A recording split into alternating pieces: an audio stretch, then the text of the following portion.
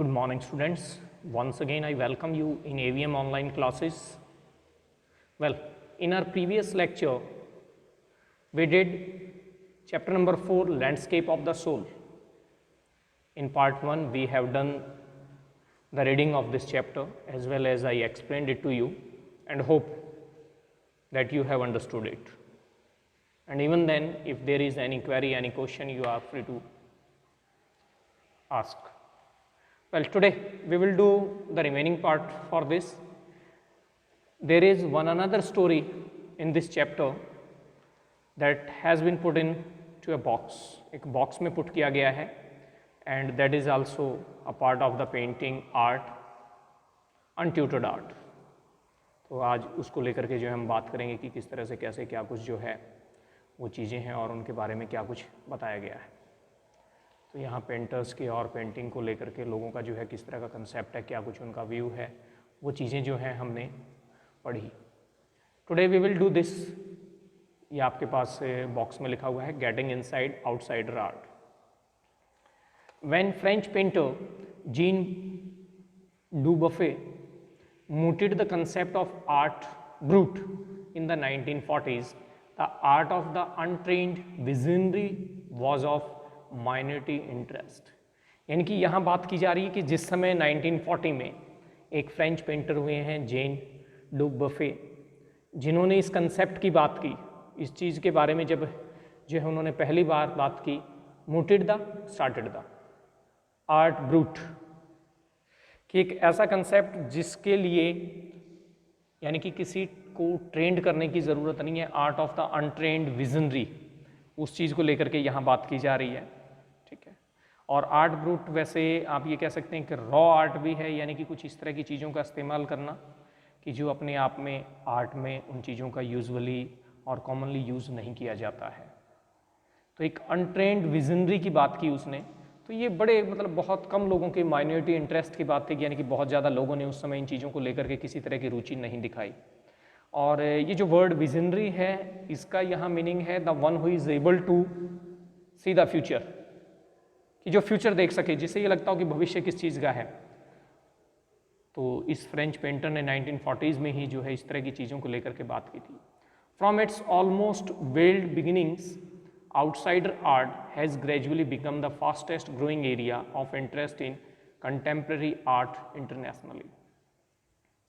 और एक ऐसी शुरुआत से जहाँ ये पूरी तरह से वेल्ड थी, इसकी बिगिनिंग जो है यानी कि पूरी तरह से ये एक पर्दे के पीछे छिपी हुई चीज़ जिसको लेकर के बहुत ज़्यादा लोगों को नहीं पता था कि कैसे क्या कुछ है, और वहाँ से इस चीज़ का, इस आउटसाइडर आर्ट का लगातार जो है ग्रो कर जाना, और वो भी fastest growing area of interest. कि अगर हम आज कंटेम्प्रेरी वर्ल्ड की बात करते हैं, आज के समकालीन युग में संसार की बात करते हैं, तो वहाँ ये सबसे फास्टेस्ट ग्रोइंग फील्ड है, जिसमें यानी बेहद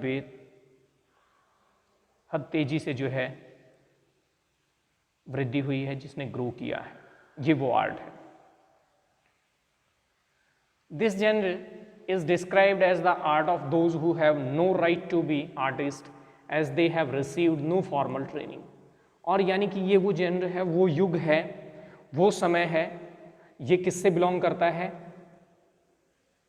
कि जिनका राइट कोई नहीं है, यानी कि कला को लेकर के उनका कोई अधिकार नहीं है. और ऐसा क्यों कहा जा रहा है कि that they have no right? क्योंकि उन्होंने कोई भी फॉर्मल ट्रेनिंग नहीं ली है, कोई भी आर्ट एंड क्राफ्ट का कोर्स नहीं किया है. ये वो लोग हैं जिन्होंने अपने आप को इस क्षेत्र में बनाया. तो इसलिए इसको आउटसाइडर आर्ट जो है वो नाम दिया गया है, और इस तरह की जो है बातें की जा रही हैं कि यहाँ वो लोग हैं जो बिल्कुल भी ट्रेंड नहीं है या उस फील्ड से नहीं है, yet show talent and artistic insight. लेकिन उसके बावजूद उन्होंने अपना जो है टैलेंट, अपनी प्रतिभा और जो उनके अंदर आर्टिस्टिक इनसाइट है, उस चीज़ को लेकर के जो उनकी सोच है, जो इमेजिनेशन है, उस चीज़ को उन्होंने रिफ्लेक्ट किया है, उस चीज़ को उन्होंने उजागर किया है. Their works are a stimulating contrast to a lot of mainstream offerings. और उनके ये जो वर्क हैं, जो काम हैं, बिल्कुल उन लोगों के लिए कि जो मेन स्ट्रीम में हैं और जो यानी कि उस काम में लगे हुए हैं, जो पेंटर्स हैं और हैं, उन लोगों से भी कहीं बढ़ कर के हैं, कहीं ज़्यादा दूसरों के लिए स्टिमुलेटिंग हैं, प्रेरणा देने वाले हैं, मोटिवेटिंग हैं. Around the time Dubuffet was propounding his concept, और उस समय की हम बात करें कि उस समय के दौरान जिस समय डू बफे ने जो है अपने उस कंसेप्ट को लेकर के बातचीत की थी, लोगों को उसके बारे में बताया कि किस तरह से जो है ये आउटसाइडर आर्ट होगी या जो अनट्रेंड लोग हैं वो भी आर्ट का एक बहुत बड़ा हिस्सा होंगे। तो जिस समय ये जो बातें की गई थी, तो in India an untutored genius was creating paradise. 1940s के आसपास की ही बात है जिस समय जो है ये सब कुछ उसने कहा और ऐसा कुछ हुआ। तो उसके आसपास के समय में ही अपने देश में, भारत में, एक अनट्यूटर्ड जीनियस यानी कि एक ऐसा जीनियस व्यक्ति जिसने कोई ट्रेनिंग नहीं ली है, कहीं नहीं सीखा है आर्ट वगैरह को लेकर के, वो एक पैराडाइज क्रिएट कर रहा था, एक स्वर्ग का निर्माण कर रहा था, आप कह सकते हैं। और ये सब कैसे, और यहाँ हम किसकी बात कर रहे हैं? Years ago, the little patch of jungle that he began clearing to make himself a garden sculpture with stone and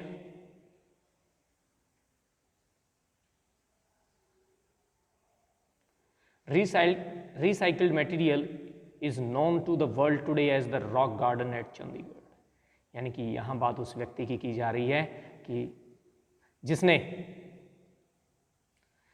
सालों पहले एक, यानी कि जो जंगल का टुकड़ा सा होता था, एक पैच था जंगल का, वहाँ उस जगह को क्लियर किया, साफ किया, और वहाँ एक उसने स्कल्पचर्ड गार्डन बनाने के लिए शिल्पकार जो है गार्डन तैयार किया स्टोन्स की सहायता से, और दूसरी जो रिसाइकल्ड मटेरियल है उन सब की हेल्प से, और जिसे आज वर्ल्ड में जो है रॉक गार्डन के नाम से जाना जाता है, और जो हमारे स्टेट की कैपिटल चंडीगढ़ में है।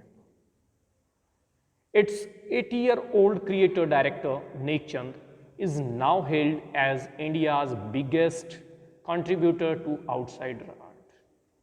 और ये 80 वर्षीय जिस व्यक्ति ने ये बनाया है, जिसने ये क्रिएट किया है, जो अब डायरेक्टर भी हैं इसके, नेकचंद, ये वो नाम, वो शख्सियत जिसे अब किस रूप में जाना जाता है, इज नाउ हेल्ड, यानी कि अब वो प्रसिद्ध हैं, वो जाने जाते हैं इंडिया के बिगेस्ट कॉन्ट्रीब्यूटर इस आउटसाइडर आर्ट के। यानी कि जो आउटसाइडर आर्ट वाला जो कंसेप्ट है, इसके सबसे बड़े कंट्रीब्यूटर हैं, सबसे बड़ा योगदान है नेकचंद का। The 15th issue spring 2005 of raw vision, एक मैगजीन है, यूके बेस्ड मैगजीन है, Pioneer in outsider art publications, features Nek Chand and his rock garden sculpture women by the waterfall on it's anniversary issues cover. तो ये जो magazine है और काफ़ी famous है, पायनियर है आउटसाइडर आर्ट में, यानी कि आउटसाइडर आर्ट को लेकर के पहली मैगजीन है जिसने काफ़ी नाम भी कमाया है, और इसमें इस तरह की चीज़ों को लेकर के जगह दी जाती है। तो उन्होंने जो है रॉक गार्डन स्कल्पचर को लेकर के जो है, जो नेकचंद ने तैयार किया है, उसको लेकर के जो है उन्होंने काफ़ी कुछ लिखा है उसमें बताया गया है कि किस तरह से कैसे क्या कुछ किया उन्होंने। ठीक है, अपनी एनिवर्सरी के ऊपर जो है उसको जगह दी गई। एनिवर्सरी जो इशू था उस बुक के कवर पेज के ऊपर जो है, उस मैगज़ीन के कवर पेज के ऊपर जो है उसको जगह मिली है। तो उस मैगज़ीन में कवर पेज के ऊपर जगह मिलना वो अपने आप में एक बहुत बड़े सम्मान की बात है कि किस तरह से वास्तव में उस कलाकृति को जो है सराहा जा रहा है, उस रॉक गार्डन को जो है प्रेज किया जा रहा है बाय द वर्ल्ड। ये चीज़ें शो करती हैं। The notion of the art brut और raw art was of works that were in their raw state as regards cultural and artistic influences। और जो इसको लेकर के जो धारणा थी आर्ट ब्रूट या रॉ आर्ट, जो कंसेप्ट दिया था ड्यू बफे ने, उसको लेकर के ये था कि ये जो काम है वो अपनी रॉ स्टेट में, अपनी कच्ची स्थिति में, यानी कि उसको लेकर के बहुत ज़्यादा जो है होमवर्क करना या उसको फिनिशिंग वगैरह करना, वो सारी चीज़ें जो हैं वो कल्चरल और आर्टिस्टिक इन्फ्लुएंसेस उसके ऊपर के किस तरह के प्रभाव पड़े हैं, उन सब चीज़ों को नगण्य करना। यानी कि वो किसी आर्टिस्टिक इन्फ्लुएंस के अधीन नहीं थी वो चीज़ें, यानी कि वो उसकी अपनी एक इंडिविजुअल और सबसे यूनिक सोच जो है उस चीज़ को लेकर के ये कंसेप्ट है आर्ट ब्रूट और raw art. Anything and everything from a tin to a sink to a broken down car could be material for a work of art. और यहाँ कोई भी चीज़ या हर एक चीज़, एक कोई टिन का डिब्बा वगैरह जो होता है हम जैसे यूजलेस, या कोई सिंक, इस तरह की चीज़ें, या कोई टूटी हुई कार या उसके कोई पार्ट्स, इस तरह की कुछ भी जो चीज़ें हो सकती हैं जिन चीज़ों को यूजलेस या वेस्ट समझ करके फेंक दिया जाता है और होता है, उन चीज़ों को एज ए मटेरियल यूज़ करना इस तरह की आर्ट में